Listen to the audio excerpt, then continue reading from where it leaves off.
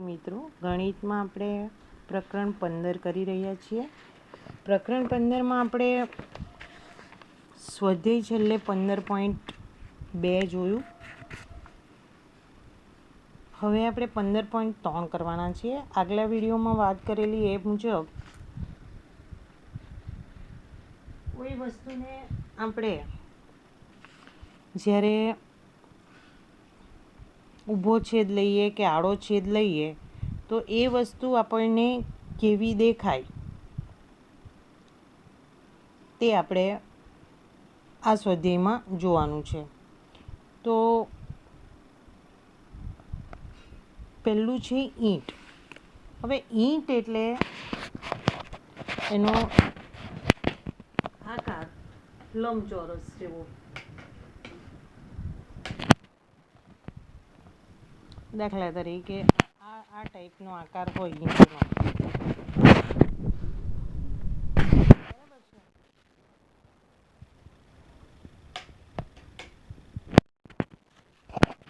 આ રીતનો આકાર ઈંટનો હોય. બરાબર. હવે એનો ઊભો છેદ લઈએ તો ઊભો એટલે આ રીતે અહીંથી બેઠું કાપવાનું એમ. ચાલુ રાખો. આ તમારી ઈંટ છે. બરાબર. હવે એનો આડો છેદ એટલે બેઠું ઉપરનો ભાગ આ કાપવાનો. તો એ ભાગ કેવો છે? આ તો કે લંબચોરસ. એટલે આડો છેદ એનો કેવો આવવાનો? લંબચોરસ. હવે ઊભો છેદ એટલે આપણે એને આમ પકડીને લેવાનું છે. તો આ ભાગ પણ એનો કેવો આવવાનો? લંબચોરસ. તો ઈંટનો તમે આડો છેદ લો તો પણ લંબચોરસ આવે અને ઊભો છેદ લો તો પણ લંબચોરસ આવે.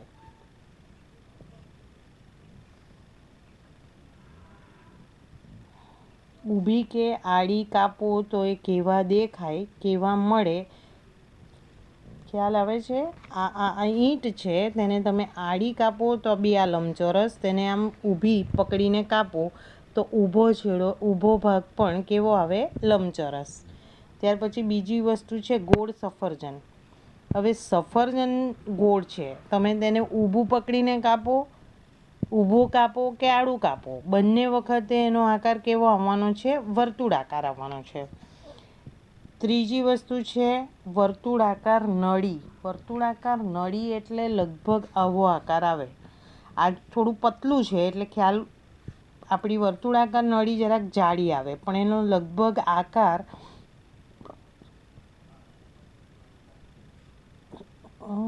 ભરે જો ગોળ સફરજન પછી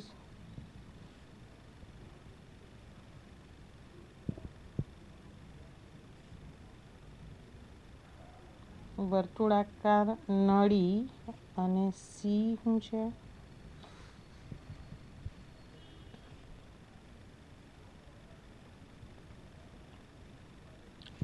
ચાલો, ડી છે વર્તુળાકાર નળી. પહેલાં આપણે વર્તુળાકાર નળી જોઈ લઈએ. તો આ એક વર્તુળાકાર નળી છે એવું માની લઈએ. હવે એ વર્તુળાકાર નળીને આડીને ઊભી કાપીએ તો આકાર કેવો મળે? તો આડી એટલે આ રીતનું. બરાબર. તો આડું કાપીએ તો એ આ ભાગને જો તમે બરાબર કાપો બેઠો તો એ લંબચોરસ આવે. એટલે આડો ભાગ એ લંબચોરસ અને ઊભો એટલે આમ પકડીને કાપો. તો આ જે ભાગ છે એ તમારો વર્તુળાકાર. આ ભાગ જોઈ શકો છો તમારો. આ ભાગને જો કાપવામાં આવે તો એ ભાગ ગોળ છે, તો એ વર્તુળ. ત્યાર પછી આઈસ્ક્રીમનો કોન. તો આઈસ્ક્રીમનું કોન, તમે બધાએ આઈસ્ક્રીમ ખાધું છે, તો આઈસ્ક્રીમનો આડો જે ભાગ છે એ કાપીએ તો ત્રિકોણ આકાર મળે. બરાબર ને? અને એનો જે ઉપરનો ભાગ જે આવે છે તે વર્તુળાકાર આવે. બરાબર છે? વચ્ચે જે એક આપણું રહી ગયું છે એ સી પાસો. પાસો એટલે આગળ કહ્યું તેમ આ. હવે એને તમે અહીંથી કાપો એટલે કે આડો કાપો તો કેવો આવે? ચોરસ. એ જ પ્રમાણે ઊભો, આમ પકડીને ઊભો કાપશો આટલો ભાગ, આમ અહીંથી કાપ મૂકો તો એ પણ કેવો આવવાનો? ચોરસ. એટલે એનો આડો કે ઊભો બંને ભાગ કેવો આવવાના? ચોરસ. ફરીથી જવાબ જોઈ લઈએ. ઈંટમાં બંને આડો ઊભો, લંબચોરસ, ગોળ સફરજનમાં બંને આડો કે ઊભો, વર્તુળ, પાસામાં આડો કે ઊભો બંને ચોરસ, વર્તુળાકાર નળીમાં આડો ભાગ લંબચોરસ અને ઊભો ભાગ વર્તુળાકાર, આઈસ્ક્રીમના કોનમાં આડો ભાગ ત્રિકોણ અને ઊભો ભાગ વર્તુળાકાર. બરાબર. હવે છેલ્લું આપણે જોઈશું પડછાયાની રમત. એટલે આ તો તમે ઘણીવાર રહીમાં પણ હશો. લાઇટ જાય ને ત્યારે બેટરી લઈને બેસો ને ત્યારે ઘણા બધા રમત રમતા હોય, ભીત પર ને એના પર પડછાયો પાડે. તો તેવી જ આ એક રમત જેવી છે કે તમારી પાસે એક ઘરમાં દડો તો બધાની ઘરે હશે જ. એક દડો લેવાનો અને એના ઉપર ઇલેક્ટ્રિક બલ્બ સળગાવવાનો.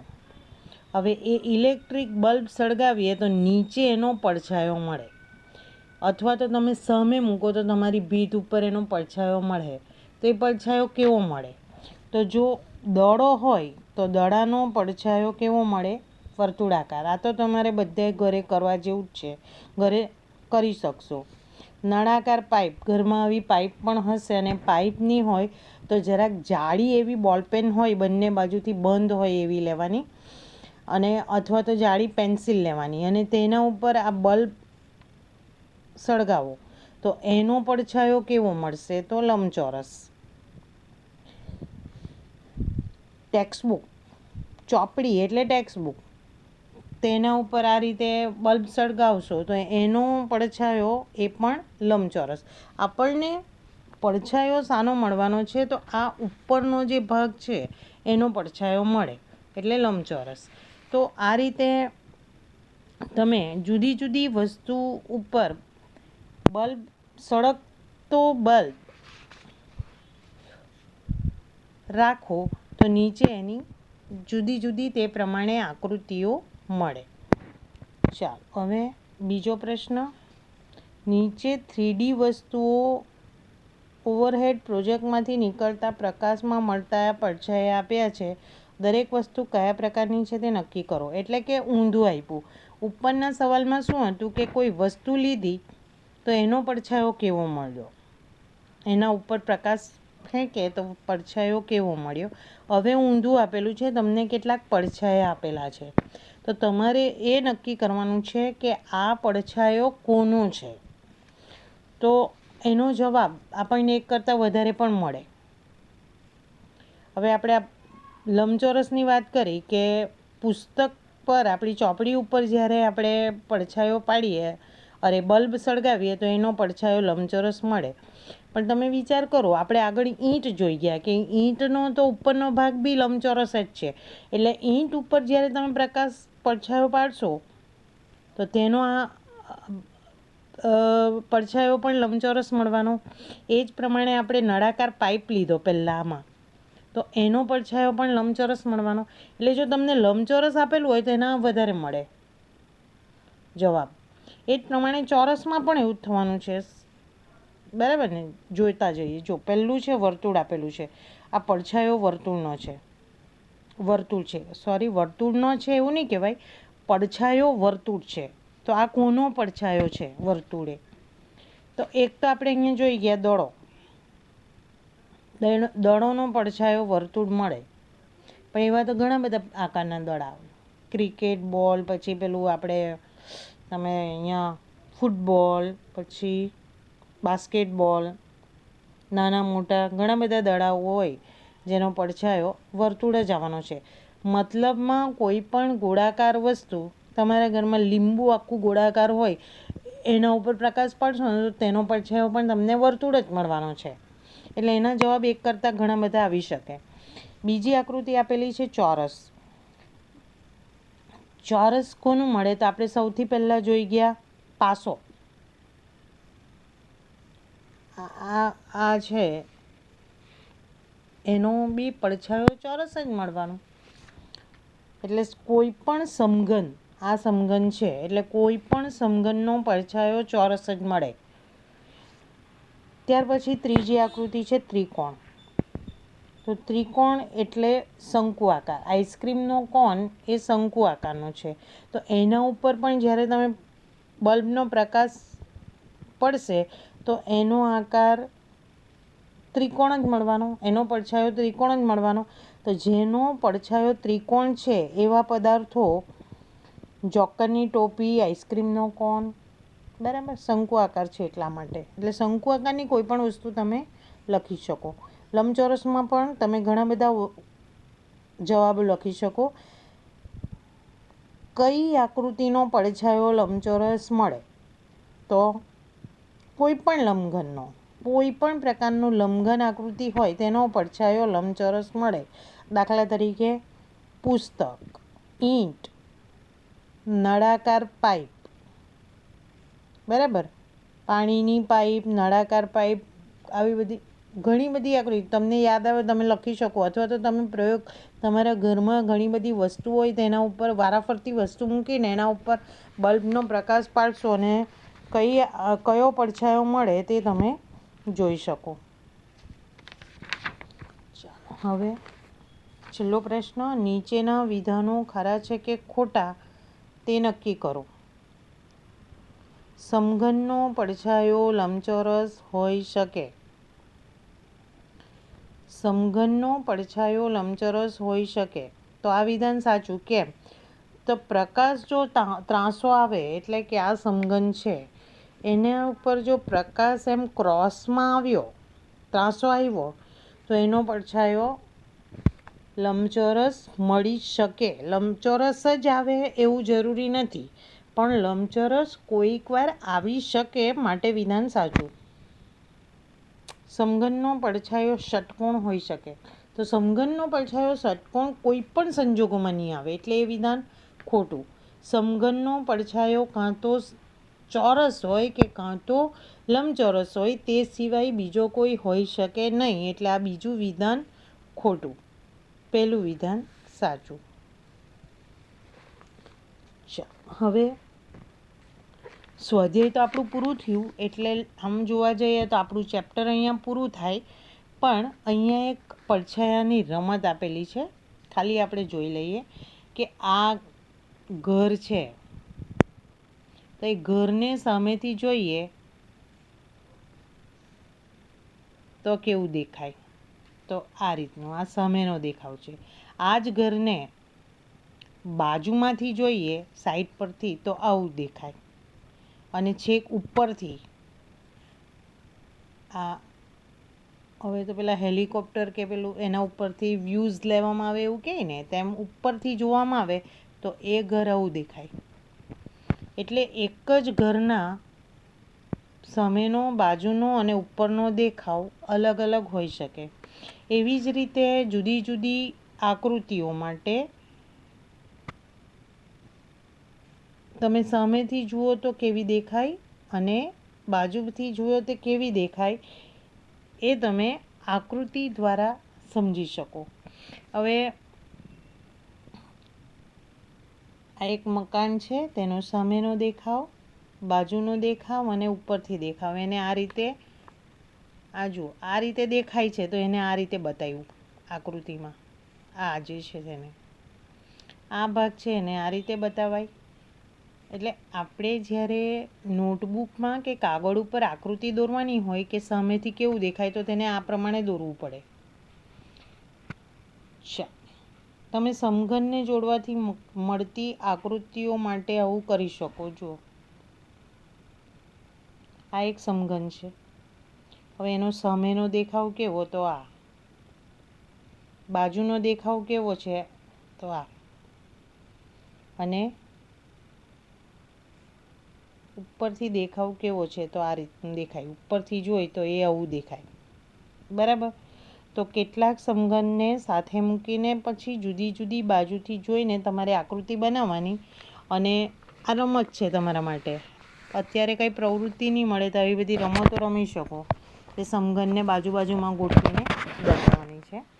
આ પણ એક પ્રવૃત્તિ જ આપેલી છે, પરીક્ષા સાથે નથી, આ એટલે કે આપણું સ્વાધ્યાય નથી પણ પ્રવૃત્તિ છે, પ્રયત્ન કરો. હવે નીચેની દરેક ઘન આકાર માટે 1, 2, 3માં 3 દેખાવો આપેલા છે. દરેકનો ઉપરનો, સામેનો અને બાજુનો દેખાવ શોધો. એટલે કે તમને આ એક આકૃતિ છે, સમઘન છે, બધા જોડીને આ આકૃતિ બનાવેલી છે, ઘન આકાર બનાવેલો છે. હવે એની 3 આકૃતિઓ આપેલી છે. આ 3 આકૃતિઓ શાની આપેલી છે? તો એક સામેના દેખાવની, એક બાજુના દેખાવની ને એક ઉપરના દેખાવની. એટલે કે સામેથી જોઈ તો કેવું દેખાય, ઉપરથી જોઈ તો કેવું દેખાય અને બાજુમાંથી જોઈ તો કેવું દેખાય, એ તમને આપેલું છે. 3માંથી કયું છે તે તમારે નક્કી કરવાનું, તે આપણે લખવાનું છે. હવે આ સમઘનમાં જુઓ, સામેની બાજુ આ 3, તો આ આકૃતિ સામેની બાજુની છે, બરાબર. ઉપરથી જોઈ તો પણ ઉપરના 3 ભાગ છે, એટલે આ છેલ્લુંમાં 3 છે, તો આ ઉપરથી જોઈ તો આવી દેખાય. અને બાજુમાં ખાલી આ એક જ છે, તો એ આ આપણી વચ્ચેની, એટલે આ બાજુનો દેખાવ છે. તો આ સામેનો દેખાવ છે, આ ઉપરનો દેખાવ છે અને આ બાજુનો દેખાવ છે. હવે એ જ પ્રમાણે એક બીજી આકૃતિ આપેલી છે, આ બીજો ઘનાકાર આપેલો છે. ઉપરથી જોઈ તો આ રીતે જોવાય, બાજુમાંથી આ રીતે અને સામેથી આ રીતે. હવે આપણને આ 3 આકાર આપેલા છે, તો તેમાં આપણે નક્કી કરવાનું છે કે કયો. તો સામેમાં જુઓ 1, 2 ને 3, આ 3 જ દેખાય. તે આ 3 જે બતાવેલા છે તે સામેથી જોઈએ તો 1, 2, 3 અને તેની સાથે આપણને આ દેખાય. એટલે 3ની ઉપર 1 તે સામેનો દેખાવ. કારણ કે સામેથી જુએ તો આપણને આ દેખાય ને આ દેખાય, બરાબર. હવે ઉપરથી જુઓ તો આ 1, 2 ને આ 3 દેખાય, એટલે આ 3 વાળું તે ઉપરનો દેખાવ. અને બાજુમાંથી જુઓ તો બાજુમાંથી તો ખાલી આ એક જ દેખાય ને એની ઉપર આ દેખાય. બાજુમાંથી આ એક દેખાય ને તેની બાજુમાં આ દેખાય. આ ઉપરનું જે આ ચોરસ છે તેનો આ ભાગ દેખાય ને આનો આ ભાગ દેખાય. એટલે આ એક દેખાય ને એની ઉપર જાણે બીજું હોય એવું દેખાય, એવું બાજુમાંથી દેખાય. એટલે પહેલો ઉપરનો, બીજો બાજુનો અને ત્રીજો સામેનો દેખાવ છે. ચાલો ત્રીજી આકૃતિ. તો ત્રીજી આકૃતિમાં સામે, બાજુ અને ઉપર આ રીતે છે. તો બાજુમાંથી જુઓ, આ બાજુમાંથી તો તેમાં આ 2 દેખાય અને તેની ઉપર આ દેખાય. એટલે આ 2 ને આ એક ત્રીજું, એ બાજુની આકૃતિ છે, બાજુનો દેખાવ છે. પછી આપણે સામેથી જોઈએ તો તેમાં આ 2 દેખાય અને તેની આ દેખાય. આ આપણને સામેથી નહીં દેખાય, આ 2 દેખાય ને આ દેખાય. એટલે 2 અને એની ઉપર 1, આ એ સામેનો દેખાવ.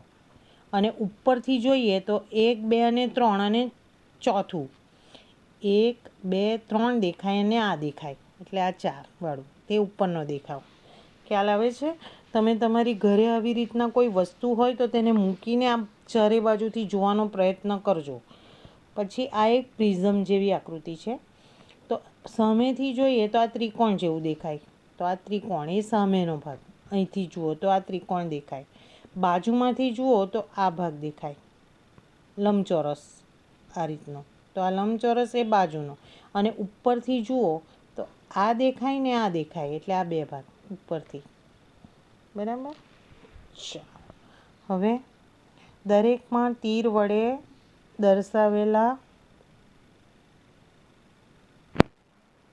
દર્શાવેલી દિશામાંથી જોતા મળતા દેખાવની આકૃતિ દોરો. આ બાજુથી જોવાનું છે. આ એક આકૃતિ છે, તેને આ બાજુથી, એટલે કે બાજુથી જોઈએ તો એ કેવી દેખાશે. તો બાજુથી આમની તરફથી તમે જોશો તો આમાં શું શું દેખાશે? તો આ દેખાય, આ દેખાય ને આ દેખાય. એટલે આપણે આકૃતિ આવી આવે, 3 દેખાય ખાલી, બરાબર છે. હવે આમાં તીરની નિશાની આ બાજુ છે, એટલે આ બાજુથી જોવાનું છે. આમથી આ બાજુથી તમે જોશો તો તેમાં શું દેખાશે? તો આ 2 દેખાશે, બરાબર. અને ઉપર આ બાજુની તરફે જે 1 હશે તે દેખાય. એટલે આ નીચેના 2 અને તેની ઉપર 1, એવું આ બાજુથી દેખાશે. હવે આ આકૃતિમાં આપણે આ બાજુથી જોવાનું છે, બરાબર. તો એ આકૃતિ કેવી દેખાશે? તો પેન્સિલ, આ એક દેખાય આ બાજુથી જોતા, એની બાજુમાં આ દેખાશે, બરાબર. અને એની ઉપરનું આ દેખાશે, બરાબર. તમારે ફૂટપટ્ટી પેન્સિલથી વ્યવસ્થિત દોરવાનું. તો આ રીતે કોઈ પણ વસ્તુને ફરીથી કહું છું, આ ચેપ્ટર આખું એવું છે, એનું નામ જ પ્રત્યક્ષીકરણ છે. એટલે કે તમને કાગળ પેન્સિલમાં કે નોટબુકમાં વધારે નહીં ફાવે. આને માટે તમારે વસ્તુ લઈને તેને જોવાનો પ્રયત્ન કરવાનો, તો તમે એને વધારે સરળતાથી કરી શકો. તમે તમારી ઘરે ચોરસ, લંબચોરસ કે આવા કોઈ આકારો મળી જાય તો તે સાથે લઈને બેસવાનું ને પછી જોવાનો પ્રયત્ન કરશો તો તમને વધારે ખ્યાલ આવશે. તો વિદ્યાર્થી મિત્રો, તમારે આ આખા જેટલું કરાવ્યું છે એટલી વસ્તુ તમારે તમારી નોટબુકમાં કરવાની છે.